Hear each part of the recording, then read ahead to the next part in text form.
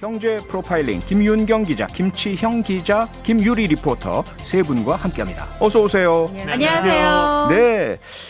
일단 먼저 잠깐 청취자 여러분께서 놓치면 안 되는 실속 정보 하나 드리고 가겠습니다. 지금 뉴스아이킥에서 최고의 슬로건을 찾는 슬로건 공모전을 진행 중입니다. 뉴스아이킥을 한 문장으로 표현해 주시면 되고요. 문자로 답을 보내주시는 분들 또 미니로 남겨주시는 분들 가끔 계시는데요. 저희들이 집계를 못합니다. 반드시 홈페이지에 들어오셔서 해당 게시글 밑에 남겨주시기를 부탁드리겠습니다. LED TV, 백화점 상품권, 홍삼 스틱 같은 푸짐한 상품 준비되어 있으니까요. 많이 참여해 주시기 바라고요. 김치영 기자님, 김윤경 기자님, 김유리 리포터님 세 분도 참여하시죠. 지금 머릿속으로 막 생각하고 있는데 한 문장으로 다 안 나오고 있어서 홈페이지에 올리겠습니다. 네, 쉽지 않습니다. 김치영 기자님 혹시 바로 떠오르세요? 저도 당황할 수 있는 질문을 좀 주셔가지고 네. 이거 경품 타야 되니까 저도 홈페이지 하겠습니다. 홈페이지다. 김유리 리포터요. 좀 급하게 막 적어봤는데 네. 하루의 피로는 하이킥으로 날려버리고 여러분 품엔 시사를 안겨드릴게요. 우와. 뉴스 하이킥. 네. 이거 그냥 저작권 풀이로 푸시는 거죠? 그냥 마음대로 괜찮았나요? 네. 멋집니다. 멋집니다. 안녕하시고 하시고. 저희 LED TV 좀 고장 날 것 같아가지고 조만간. 다만 지금까지 보내주신 청취자 여러분들 중에 네. 더 멋진 것들이 있다는 거. 이것만 그러니까요. 제가 말씀드리겠습니다. 여기까지밖에 안 되네요. 예. 지금 유튜브로도 생중계 되고 있으니까요. 저희 김치영 기자님, 김윤경 기자님, 김유리 리포터님 직접 보시고 싶으신 분들 꼭 유튜브로 들어와 주시고요. 여러분이 남겨주시는 댓글도 실시간으로 저희들이 다 확인을 하고 있습니다.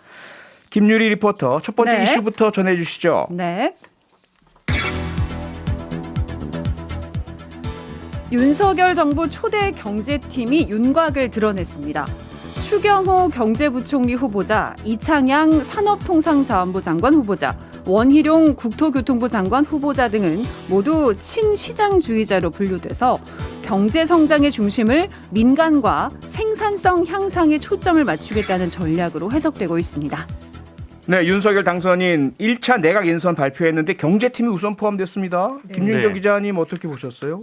일단 정통 관료 출신의 또 정치로 입문을 하셔서 정치적 감각도 익히신 분이 이제 경제부총리가 됐다는 점은 긍정적인 것 같고요. 네, 추경호 추경호 후보자요. 국민의힘 의원이 이제 경제부총리 겸 기획재정부 장관으로 지명이 됐죠. 네. 근데 이분이 MB 때, 그러니까 이명박 정부 때 금융위원회 부위원장도 하셨고, 네. 그다음에 이제 기획재정부에 오래 계시면서 1차관까지 또 지내신 분이거든요. 그렇죠. 그러니까 국가 재정 건전성의 문제라든지 어떤 정책들에 있어서는 굉장히 잘 알고 하실 수 있는 분인데 네. 특히 이제 민간 주도의 혁신 성장을 하겠다라는 윤석열 정부의 기조에 맞춰서 네. 생산성 중심의 성장을 이야기를 많이 해왔더라고요. 그러니까 네. 기업이라든가 산업이라든가 좀 이제 구조 개혁을 통해서 생산성을 올리는 것이 이제 성장으로 갈 수 있는 길이다라고 얘기를 하면서 소득주도 성장에 대한 좀 반대론을 펴왔다는 게 이 정부의 좀 코드와 맞는 점인 것 같아요. 네. 김치영 기자님은 그 이창양 산업통상자원부 장관 후보자, 네네. 원희룡 국토교통부 장관 후보자는 어떻게 보세요? 일단 앞서 잠깐 언급해 주셨는데 추경호 후보자하고 이창양 후보자는 관료 출신의 또 전문가적인 부분이 있어서 네. 이분들은 나름대로 잘 하시면 괜찮을 것 같다라는 평가들이 좀 나오는 것 같고요. 네. 다만 이제 원희룡 후보자 같은 경우에는 이제 정치인 출신이기 때문에 그렇죠. 전문성 부분에 대한 논란은 조금 있는 것 같습니다. 근데 네. 사실 이번 정부의 김현미 장관도 정치인 출신이었고 그렇죠. 그렇기 네. 때문에 그것만 가지고 우리가 따지기는 좀 그렇지만 가장 민감한 게 지금 부동산 정책이기 때문에 그렇죠. 이슈도 가장 많고 또 잘해야 되는 부분이어서 네. 어깨가 가장 무거우신 분이다 이렇게 네. 생각이 듭니다. 자, 그러면 한 분씩 좀 예. 파헤쳐봐야 될 것 같아요. 그렇게 해야 되겠어요. 예, 우선 경제팀의 사령탑이라고 할 수 있잖아요. 경제부총리 네. 추경호 경제부총리 겸 기획재정부 장관 후보자. 이분은 어떤 분이시죠? 일단 대구 달성 출신이시고요. 그다음에 1981년에 행시 25회로 이제 공직에 입문을 했고 네. 아까 말씀드린 대로 이제 금융위원회 부위원장 또 그리고 박근혜 정부 때는 기획재정부 1차관 그리고 국무조정실장도 했으니까 요직은 다 거쳤습니다. 네. 그리고 이번에 한덕수 국무총리 후보자가 직접 발탁을 해야지 된다라고 윤 당선인한테 이야기를 했다라는 이야기가 좀 전해지고 있어요. 네, 추경호 후보자를 발탁해야 된다. 최적임자다 이렇게 이야기를 했다라고 합니다. 네. 근데 뭐 아까 이제 능력에 대해서는 다 말씀드린 것 같고요. 약간의 논란거리가 이제 남아 있는 게 있다면은 네. 이분이 2003년에 재정경제부의 은행 제도과장으로 있을 때 론스타 매각이 있었습니다. 예. 그래서 이 론스타 매각과 관련해서 이 외환은행, 그러니까 론스타의 외환은행을 매각할 때 네. 헐값으로 매각했던 것을 묵인하지 않았느냐. 이 어떤 책임에 대한 논란이 청문회에서 좀 많이 논란이 될 것 같은데 네. 그 부분에 대해서 소상히 설명을 하겠다라고 이야기를 하고 있습니다. 그 부분은 한덕수 국무총리 후보자도 같이 그렇죠. 좀 비판받는 부분이잖아요. 네, 원팀이죠. 네, 원팀이네요. 네, 뭐 추경호 후보자가 항상 경제의 논리, 예. 경제학의 원리를 중요시하게 생각하시는 분이잖아요. 말씀하실 때마다 그런 얘기 하시거든요. 네. 그러니까 경제의 원리에 맞지 않고 경제학 교과서에도 없는 시장이 감당할 수 없는 정책이다. 뭐 이렇게 이제 지금 정권의 어떤 경제 정책을 비난하거나 비판하거나 그랬거든요. 네. 그렇게 본다라고 하면 론스타도 당시에 시장 논리로 아하. 매각했다는 논리로서는 뭐 그 당시에 충분히 자신의 어떤 논리적인 근거를 대지 않을까라고 생각은 들거든요. 그러니까 네. 살 사람이 없고 당시 시장에서는 외환은행을 매각하려고 했을 때 국내 자본에서는 그 누구도 살 수 없는 상황이었기 때문에 네. 인수 의사가 있었던 론스타에게 넘길 수밖에 없었고 그 자금이 들어왔다 팔고 나간 거에 대해서 원칙을 지켰다라고 아마 말씀하실 것 같습니다. 예, 과거를 보면 미래가 보인다는 말이 있는데요. 지금 김청 기자님 말씀 주신 추경호 후보자의 어떤 그 업무 스타일 이런 것들을 보자면 좀 짐작은 가고요. 또 이런 말씀을 하셨다면서요. 기업의 발목을 잡는 모래 주머니를 벗겨드릴 것이다. 추경호 후보자가 말이죠. 네. 이거 어떻게 아주, 이해를 해야 예. 될까요? 뭐 일단 기업 규제를 완전히 풀어주겠다. 이제 모래주머니를 달고 뛰다가 그걸 빼고 달리면 엄청 쉽게 달릴 수 있잖아요. 예, 김태리 씨가 그렇게 하던데. 네, 드라마에서 그랬죠. 드라마에서 예. 그런 것처럼 이제 기업들의 부담 줄여줘서 기업들이 또 일자리도 만들 수 있게 하고 성장할 수 있게 하고 네. 경제 선순환하도록 하겠다라는 얘기를 분명히 할 것 같고요. 네. 근데 지금 더 큰 문제는 물가예요. 아, 예. 그렇죠. 그리고 서민 경제 안정. 예. 이게 더 지금 현안이라고 할 수 있어서 네. 과연 이제 물가 안정이라는 숙제를 어떻게 풀어갈 것인지 하는 총재와도 이제 또 발을 맞춰야지 될 것이고 예. 그다음에 지금 추경호 장관하고 이름이 똑같아서 그런데 추경을 이게 추경을 어떻게 할 앞부분이 것인가. 똑같아서 그런데 추경을 지금 안 할 수 없는 그런 상황이잖아요. 예. 네. 돈이 그만큼 또 많이 풀리면은 네. 물가를 올릴 수밖에 없는 요인이라 이 부분에 대해서도 함수를 어떻게 풀어갈지 좀 지켜봐야지 될 것 같아요. 네. 그리고 지금 1차 내각에 포함된 인사 이렇게 보다 보니까 가장 눈에 띄는 분이 원희룡 국토부 장관 후보자예요. 네. 이분이 사실 많이 알려지기도 하셨고 예, 가장 유명하신 분인 것 같은데 근데 국토부 장관으로 당초 이분이 예상이 됐었나요? 저는 좀 깜짝 놀래가지고 사실은 가장 네. 의외의 인사인 것 같다라는 생각이 들고요. 네. 그렇죠. 뭐 삼선 국회의원 지내고 제주도지사까지 하셨으니까 네. 네. 가장 뭐 이름이나 이런 부분에서 많은 분들에게 알려진 분이시잖아요. 네. 근데 이제 앞서 잠깐 언급드렸지만 그래서 더 국토교통부 분야의 전문성이 부족하다라는 우려를 지금 받고 계시는 것 같고요. 네. 근데 지금 원 후보자께서 이번에 인터뷰하신 것들을 보면 집값을 단번에 잡을 수 있다거나 정부의 정책 수단 몇 번으로 시장을 제압할 수 있다는 오만은 가지고 있지 않다. 이건 버려야 된다. 뭐 이렇게 얘기하시고 일단 시장의 전문가들과 최대한 소통을 하면서 그분들의 의견을 따라서 시장에 조심스럽게 접근하겠다. 굉장히 정치인다운 발언을 하셨거든요. 네네. 네. 그래서 아마 조심스럽게 조금 시장 쪽에 움직이시지 않을까. 근데 이제 당장 이번 정부가 새 정부가 부동산의 규제를 풀겠다라고 강하게 얘기를 하고 있기 때문에 정부 예. 정책에는 또 발을 맞춰야 되지 않습니까? 근데 이게 부동산의 시장 안정이라는 거는 참 약간 의미가 서로 다르거든요. 그러니까 네. 집을 갖고 있는 사람하고 무주택자하고는 의미가 서로 다릅니다. 그렇죠. 네. 집을 갖고 있는 사람들은 부동산의 안정은 가격이 오르는 것이고요. 아하. 무주택자들 같은 경우에는 내리거나 그냥 유지하는 게 안정이거든요. 그렇죠. 근데 이 양쪽 사이드를 어떻게 만족시킬 수 있느냐 이건 정말 어려운 문제인 것 같습니다. 그래서 사실 두 가지가 질문이 있어요. 하나는 뭐냐면 원희룡 제주도 지사로 계실 때 제주도 집값이 엄청나게 올랐다면서요. 이 얘기하시는 분들 많으시고요. 네. 본인은 정작 8억 원짜리 집을 파셨는데 3배가 뛰는. 판 부동- 이후에 급등한 거죠. 예, 부동산 됐다고요. 아시는 거 맞나? 라는 이런 질문도 또 제기가 되고요. 그러다 보니까 어찌 보면 독배를 안긴 거 아닐까. 부동산 잡기 어려우니 차라리 원희룡이라는 거물급 정치인 되고 떠안고 네. 책임져라. 그러니까 국회와의 네. 소통이 좀 많이 필요할 수가 있잖아요. 국회와의 그러니까 소통. 임대차 3법을 지금 폐지나 개정하겠다라고 이야기를 하고 있고 네. 그다음에 뭐 재건축 규제도 다 풀어야지 되고 이렇기 때문에 그래서 정치인 출신을 기용한 게 아니냐. 아하. 이런 해석이 좀 들고요. 네. 말은 신중하게 하시는데 행동은 하이킥을 하시지 않을까. 이런 생각도 저는 좀 들어서 네. 부동산 시장에 지금 사실 하향 안정화가 어느 정도 이루어졌는데 이게 다시 불안해지면 어떻게 하나라는 걱정은 좀 있습니다. 그러게요. 충분히 총대를 매실 가능성도 있다고 생각합니다. 그쵸? 그러니까 정치적으로. 예. 네. 그러니까 정치인을 거기다 내세웠다는 건 아까 말씀하신 것처럼 국회하고의 어떤 네. 조율이나 이런 부분을 나서달라는 거고 네. 또 어떻게 보면 총대를 메고 앞에 나가서 음흠. 뭔가 강한 발언도 하셔야 되고 예. 그렇기 때문에 전문가보다는 정치인이 어울린다라고 초기에 판단했을 가능성이 높다 이렇게 아하. 보여집니다. 네. 네. 그리고 이창양 산업통상자원부 장관 후보자 이분은 또 어떤 분이실까요? 원래 산자부 관료 출신이고요. 네.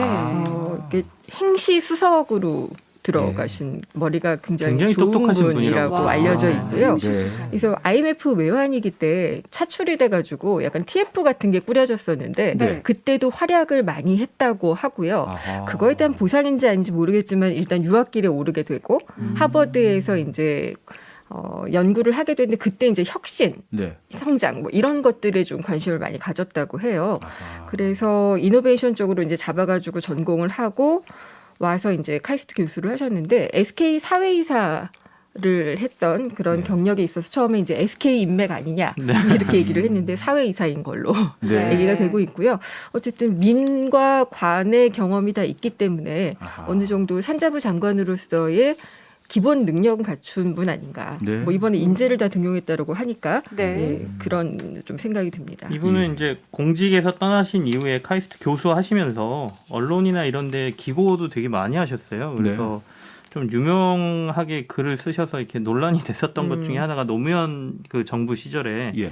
바카스와 보톡스라는 글을 네. 한번 쓰신 적이 있습니다. 네. 이때 당장의 피로를 풀기 위해 바카스를 연달아 들이켰다거나 음흠. 일시적으로 피부 미용 효과, 거칠을 위해서 보톡스를 맞는 정책들이 남발되고 있다. 이 표현해가지고 굉장히 유명해지셨거든요. 그래서 아하. 지금 정부를 주로 비판하는 글을 많이 쓰셨던 예. 분입니다. 네. 네. 네. 자, 이창양 후보자도 그렇고 윤석열 당선자도 뭐 선거 기간 내내 그 문재인 정부나 민주당의 경제 정책 강도 높게 비판을 많이 네. 했고요.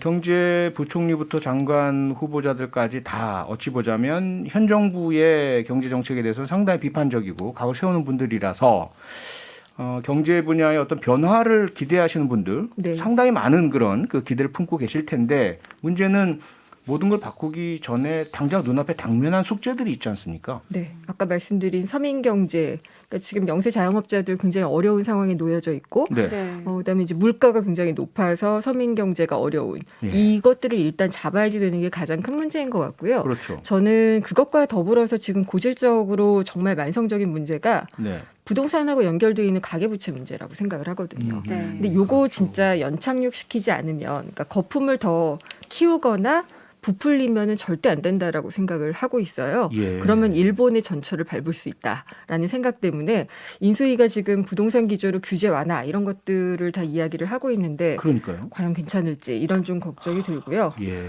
그다음에 뭐 자영업 지원 같은 경우에는 철저하게 좀 조사를 해가지고 네. 지원을 하겠다고 하니까 그 부분은 좀 기대를 걸어볼 부분인 것 같아요. 네. 네. 자, 잘 됐으면 좋겠습니다. 어쨌든 경제가 잘 돼야 우리 모두가 잘 사니까요. 네. 김유리 리포터 두 번째 이슈로 넘어가 볼까요? 네.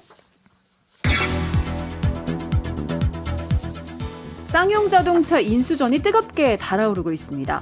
쌍방울 그룹의 광림을 주축으로 KH그룹이 참여하는 컨소시엄이 인수를 위한 사전 의향서를 오늘 제출했고요.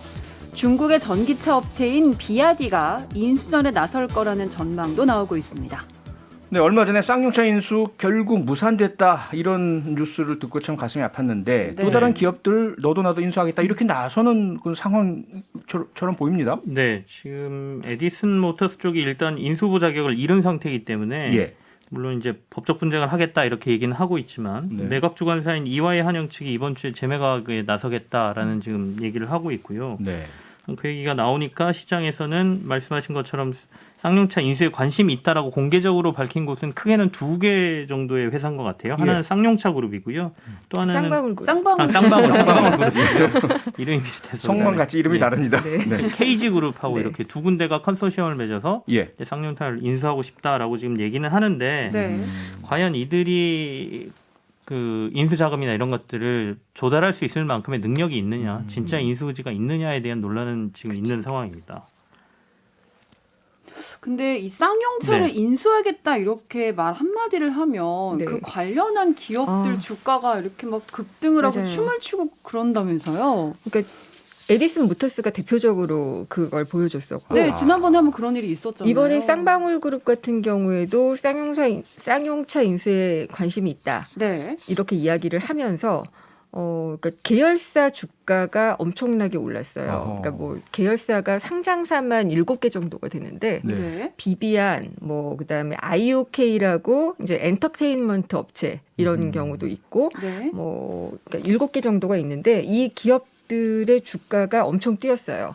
그리고 나서 오늘 보니까 아마 많이 빠진 것 같더라고요. 네. 이제 이 자금력이나 뭐 이런 것들에 대한 인수 조건에 대한 걱정이라든지 네. 그다음에 실제로 인수를 했을 경우에 이게 너무 새우가 또 고래를 먹는 격이 될 수가 있기 때문에 그러게요. 예, 그것 때문에 주가가 빠지는 걸 수도 있는데 어쨌든 그런 좀 장난이라고 해야지 될까요? 아하. 예, 그렇게 하면서 돈을 버신 분들은 분명히 있을 것 같은데 네. 주가가 엄청 뛰어요. KG그룹 주가도 많이 뛰었고요. 네, 네. 예. 이게 시장을 잘 보셔야 되는 게 일단은 아까 에디슨 모터스라는 회사가 한번 시장에서 쌍용차를 인수한다는 얘기가 나오면 주가가 오른다는 걸 좀 보여줬거든요. 네. 맞아요. 그렇다 보니까 너도 나도 이 얘기를 하고 나서 주가가 오를 때 본인들이 얻을 수 있는 이익을 생각하는 것도 있는 것 같습니다. 그러니까 아하. 상장사들이 예.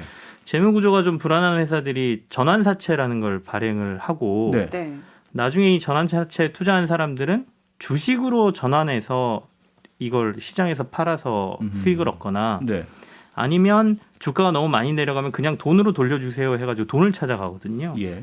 근데 주가가 많이 빠져 있는 상황이라고 하면 돈을 돌려달라고 하는 압박에 시달리게 됩니다. 그러겠죠. 그러니까 지금처럼 나 쌍용차 인수할 거야라고 하면 주가가 오르지 않습니까? 예, 예. 그러면 이 전환사채에 투자한 투자자들이 그럼 나 주식으로 얼른 교환해줘라고 하고 주식으로 전환해서 시장에서 팔아버리거든요. 네. 그러고 나면 그 전환사채를 발행한 회사들은 돈을 갚지 않아도 돼요. 그러니까 그 돈을 채무에 대한 부담이 사라지는 거죠. 그러니까 네.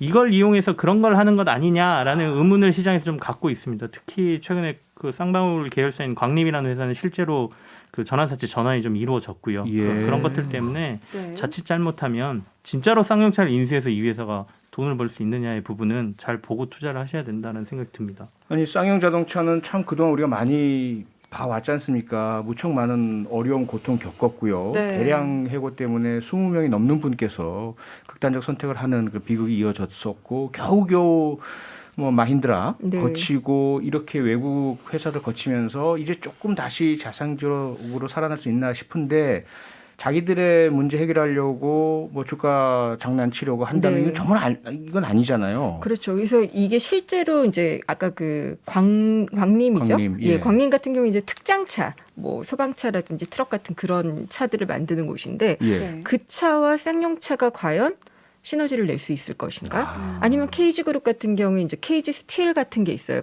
철강. 네. 예, 그런 것과 이제 뭐 쌍용차, 완성차가 시너지를 낼 수 있을 것인가? 뭐 이런 시나리오들이 많이 나오고 있는데 예. 실제로 이 쌍용차를 진짜 샀을 때 이들 기업의 시너지가 있을까를 생각을 해보면은 아하. 이들이 뭘 노리고 있는지 뭘 목적으로 하고 있는지는 좀 다시 들여다봐야 될 것 같고 그러니까 다시 그런 말들이 나오죠. 쌍용차가 갖고 있는 평택 부지를 그냥 먹기 위해서 그런 게 아니냐 뭐 이런 얘기들도 나오고는 있는 것 같아요. 그러니까 쌍용차의 현재 상황을 이용하려는 거냐 아니면 진정으로 인수하려고 하는 진정성이 있느냐 이걸 어떻게 알 수 있을지 혹시 그 인수 사전 의향서 제출 이걸로 가름할 수 있나요? 일단 네, LOI라고 하는 그 인수 의향서라는 거는 예. 사실은 저 인수 한번 해볼래요라는 의사를 전달하는 차원이거든요. 예. 그러니까 이것만 가지고는 저희가 자금이 있고 없고를 판단하기는 좀 그렇고요. 네. 실제로 양쪽에서의 자금력을 저희가 봐야 되는 거고 네. 자금을 동원할 수 있는 능력이 있느냐를 봐야 되는 건데 그렇겠죠. 양쪽을 두 개만 비교했을 때는 시장에서는 지금 KG그룹이 그나마 그래도 자금 동원력이 조금 더 있다라고 보는 것 같습니다. 그래서 네. 오늘 아마 쌍방울 관련 그룹주들은 좀 빠지고 시장에 그런 분석이 나오면서 네. KG그룹과 관련된 주식들은 좀 오르고 그랬거든요. 네네. 저희들 잠시 광고 듣고 바로 돌아오겠습니다. 네, 경제를 속속들이 파헤치는 경제 프로파일링 김윤경 기자, 김치형 기자, 김유리 리포터 세 분과 함께하고 있습니다. 김유리 리포터, 다음 네. 이슈 하나 더 짚어볼까요? 네. 지난해 1년 동안 비자발적으로 어쩔 수 없이 직장을 그만둔 퇴직자가 158만 명에 육박하는 것으로 조사됐습니다. 이는 전체 퇴직자의 47.8%로 퇴직자의 절반이 원치 않는데도 회사를 그만뒀다는 뜻입니다. 네, 사실 IMF 외환위기 이후로 평생 직장 개념이 우리 사회에서 사라졌지 없어졌죠. 않습니까? 네. 그건 뭐 네네. 인정을 하는데 그렇다고 해도 이 특히 젊은 세대들, 청년들이 이직 전직 쉽게 하는 건 뭐 이거는 뭐 본인들이 원하니까 그렇다 자발적이죠. 치고 예. 비자발적 퇴직자 원치 않는 사람이 퇴직자의 절반이다. 이거 너무 많은 거 아닌가요? 절반 정도 된다는 거를 보니까 좀 많다라는 생각은 들었고요. 네. 그러니까 지난해 많이 어려웠잖아요. 예. 어렵다 보니까 이제 뭐 휴업이나 폐업, 뭐 정리해고 이런 것들이 좀 있어서 네. 이런 비자발적인 실업이 좀 늘지 않았나 이런 생각이 좀 들어요. 네. 작년 생각해보면 지금보다는 코로나19 확진자가 적었지만 다들 지금보다 훨씬 더 조심했었었고 그렇죠. 사회적 거리두기도 굉장히 네. 강화가 됐었었고 그랬잖아요. 그래서 원치 않는 퇴직이 특히 많았던 거 아닐까라는 생각도 들어요. 이게 이제 코로나19라는 상황이 이 취업 시장이나 이 구조적으로 이 부분을 많이 변화시킨다라고 생각이 들거든요. 그러니까 네. 지금 이제 저희가 비자발적 퇴직에 대해서 얘기하지만 자발적 퇴직도 굉장히 많이 늘고 있었고 여기와 더불어서 구조적으로 어쩔 수 없이 관두는 분들이 생길 수밖에 없는 상황이 만들어져서 네. 네. 그럼 이걸 이제 어떻게 회복시켜야 되느냐의 문제가 생기고 있는 것이죠. 그래서 예. 실제로 대사직의 시대다라는 말이 네. 미국에서도 나왔고요. 워낙 많은 사람들이 스스로 그냥 관두거나 아니면 아까 말씀해 주신 것처럼 구조적으로 어쩔 수 없이 폐업하거나 또는 정리해고를 한다거나 회사가 어려워지니까 그렇게 네. 되면서 퇴직하는 사람들이 지금 급격하게 늘고 있는 상황입니다. 이게 데이터로도 보입니다. 네. 아하. 네. 뭐 여행업이라든지 이런 직격탄 맞은 업종 같은 경우가 대표적이겠죠. 네. 미국 같은 경우에는 예. 유통업체에 근무하던 직원들이 안 돌아간다 그래요. 유통업체. 그러니까 대사직의 시대라고 얘기를 했는데 네. 유통업이야말로 바로 대면을 해서 하는 서비스직이잖아요. 그러다 보니까 예. 코로나로 인해서 위험해지고 그다음에 아. 집에 있다 보니까 또 아이도 돌봐야지 되고 네. 이렇게 되니까 잘 돌아가지 않아서 지금 유통업체들이 막 임금 올려주면서까지 아하. 사람들을 찾고 있는데 네. 그만둔 사람들이 많이 안 돌아오고 있다고 하더라고요. 아이고. 네. 아니, 그런데 그럼, 퇴직자의 네. 수도 늘어나는 것도 문제이긴 하지만 일을 계속 하시는 분도 고용의 질, 뭐 처우라든지 업무의 어떤 그 어려움 이런 것들의 그 질이 점점 더 나빠지고 있다 이런 얘기도 들리네요. 이게 양날의 칼인 것 같기도 한데요. 양면이 다 있는 것 같은데요. 그러니까 예. 고용주 입장에서는 아무래도 계속해서 수익성이 떨어지기 때문에 고용하는 사람들에 대한 처우를 조금씩 낮출 수밖에 없는 상황이 지금 벌어지고 있는 것이고요. 예. 반면에 또 고용하시는 분들 같은 경우에는 어차피 뭔가를 자기가 직장을 잃었기 때문에 네. 생계를 위해서 뛰어들어야 되는 상황이잖아요. 그러니까 그런 상황에도 불구하고 그걸 받아들이면서 가거나 네. 또는 이제 정규직이 아니라 비정규직으로 취업을 해야 되는 상황 또는 플랫폼 노동자로 활동을 해야 되는 상황이라고 하면 네. 우리가 일반 근로자들이 받을 수 있는 여러 가지 혜택들, 노동자로서 받을 수 있는 혜택을 받을 수 없는 상황이 구조적으로 빠지죠. 그래서 코로나19 이후에 아까 뭐 대사직의 시대다, 비자발적 뭐 실업자들이 생긴다 이런 것들이 예. 결국에는 고용 시장에 큰 변화가 왔기 때문에 제도의 변화가 같이 지금 따라가야 되는데 제도는 못 따라가고 있는 상황. 그러니까 이들을 보호할 수 있는 뭔가 제도가 만들어져야 된다라는 얘기들이 많이 나오고 있습니다. 네.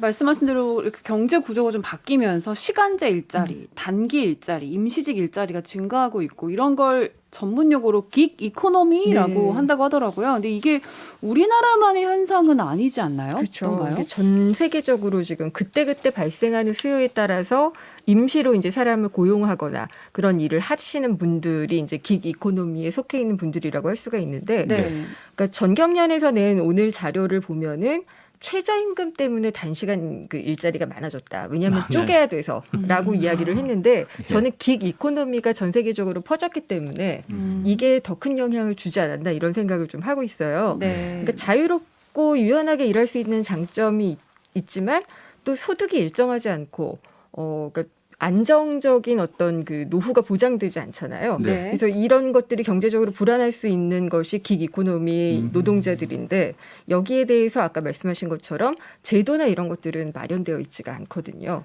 그 점을 아하. 좀 주목을 해봐야지 될 것 같아요. 김치영 기자님 네. 짧게 앞으로 그러면 윤석열 정부 일자리 문제 어떻게 풀어가야 될까요? 일단은 양질의 일자리를 늘리는 게 1번이겠고요. 네. 그다음에 이미 그 구조적으로 변화가 왔기 때문에 아까 기기 이코노미라고 하는 시대가 이제 와 있거든요. 네. 네.